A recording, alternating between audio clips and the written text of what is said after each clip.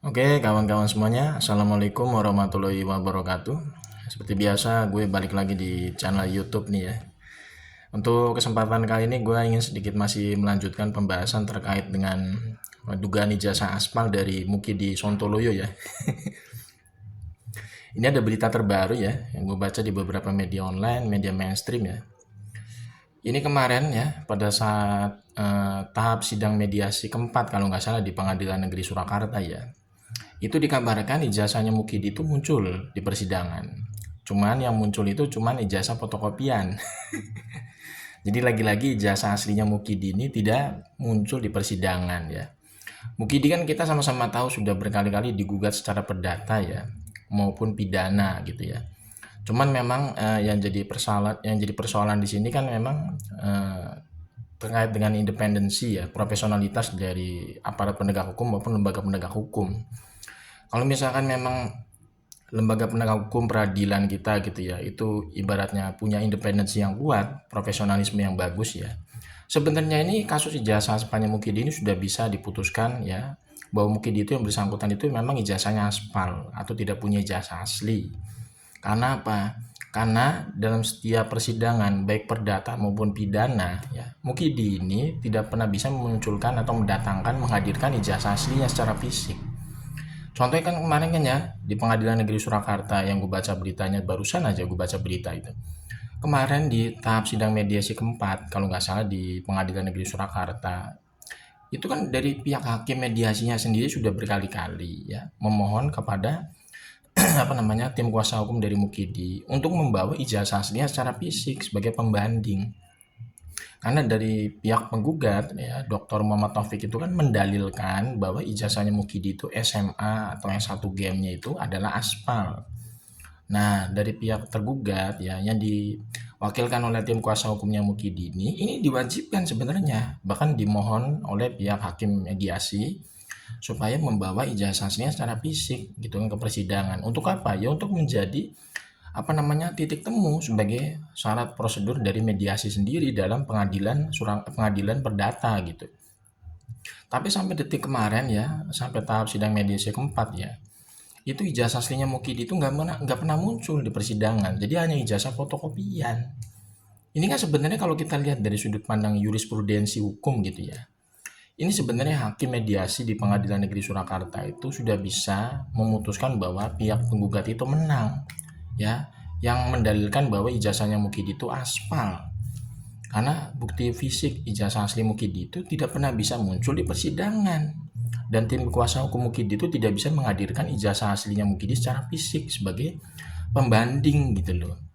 Ini kan sebenarnya gampang sekali ya kalau misalkan dari hakimnya, kemudian lembaga peradilannya itu independensinya bagus, profesionalisme kerjanya bagus gitu ya. Ini sebenarnya udah clear ya, udah clear bisa diputuskan bahwa Mukidi itu ijazahnya aspal.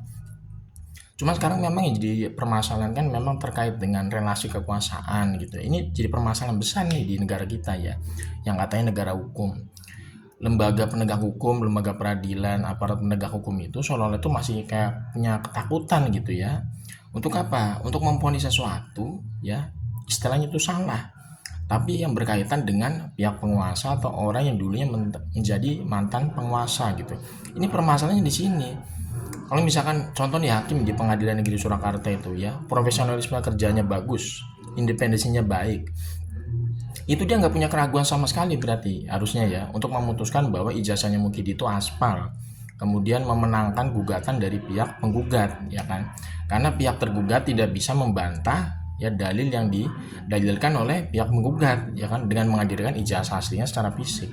Itu sebenarnya clear sebenarnya udah nggak ada lagi keraguan harusnya dari pihak hakim sendiri, nggak usah ada keraguan harusnya gitu ya. Cuman di sini kan memang ya yang jadi permasalahan di negara kita ini kan hukum itu seolah itu masih bisa disetir oleh kekuasaan. Ya, hukum itu masih bisa disetir oleh kekuasaan. Itu permasalahan besar di negara kita yang katanya negara hukum. Jadi hukum itu nggak bisa tegak berdiri secara apa namanya konstitusi atau tidak bisa tegak lurus gitu loh berdasarkan dengan kaidah hukum yang lurus gitu ya. Jadi masih bisa diintervensi sama kekuasaan, masih bisa diatur oleh penguasa, atau masih bisa tunduk atau takut ya sama orang yang dulu menjadi mantan penguasa gitu loh. Ini menurut gue udah nggak sehat ya kalau misalkan kondisi negara kita ini seperti ini terus terkait dengan kasus ijazah Spanya Mukidi yang tidak bisa apa? Tidak bisa selesai gitu kan. Padahal bukti-bukti di apa namanya di fakta persidangan itu udah jelas itu bahwa Mukidi itu tidak bisa menghadirkan ijazah aslinya secara fisik. Berarti kan memang udah bisa dipastikan secara jurisprudensi hukum itu yang bersangkutan itu ijazahnya aspal. Karena dalil yang dikeluarkan oleh pihak penggugat, Dr. Muhammad Taufik itu mendalilkan dengan jelas ya dalam apa namanya gugatannya itu bahwa Mukidi itu ijazahnya aspal. Maka dari pihak tergugat Mukidi itu harus bisa melakukan yang namanya pembanding gitu, pembanding secara prosedur material dengan menghadirkan ijazah aslinya secara fisik di persidangan. Dan itu sudah sudah disuruh atau dimohonkan oleh pihak hakim mediasi. Tapi sampai detik ini Mukidi ya tidak bisa menunjukkan ijazah aslinya secara fisik lewat tim kuasa hukumnya. Udah sejelas itu padahal gitu ya, sejelas itu kok. Kalau misalkan hakimnya itu benar-benar apa namanya takut sama Allah Subhanahu wa taala, bukan takut sama Mukidi, itu hakimnya dengan mudah sudah bisa memutuskan ya, mengambil vonis bahwa pihak penggugat itu dimenangkan, dalilnya diterima semua gitu ya. Jadi pihak tergugat ini Mukidi ini sudah kalah secara pembuktian gitu kan di sidang mediasi. Dengan apa? Dengan mengambil keputusan jelas gitu ya, secara jelas clear aja bahwa Mukidi itu ijazahnya aspal gitu dalam putusannya. Selesai. Jadi nanti dari perdata itu bisa diambil rujukan buat masuk ke apa namanya gugatan secara pidana gitu kan. Nah sekarang jadi permasalahan lagi kalau misalkan ini bisa lari ke pidana hasil dari perdata yang memutuskan ijazahnya Mukidi itu aspal nanti bisa lari ke pidana gitu kan hasil vonisnya gitu ya. Nah permasalahannya di pihak kepolisian ini kan kita sama-sama tahu ya Kapolrinya ini kan masih orang titipannya Mukidi. Jadi kalau misalkan laporannya itu ke polisi, ya kan bisa jadi nanti mental lagi, ya dimentalin lagi nanti kayak Baris Krim Polri. Memang harus ada pergantian pucuk pimpinan dari Kapolri itu supaya apa? Supaya nanti laporan ke pihak kepolisian itu, ya itu bisa netral hasilnya gitu kan. Jangan sampai ada keberpihakan sama Mukidi gitu loh. Makanya jalan satu-satunya memang ya Pak Prabowo sebagai presiden terpilih ya mengganti Kapolri saat ini. Itu jalan satu-satunya udah nggak bisa ditawar lagi ya.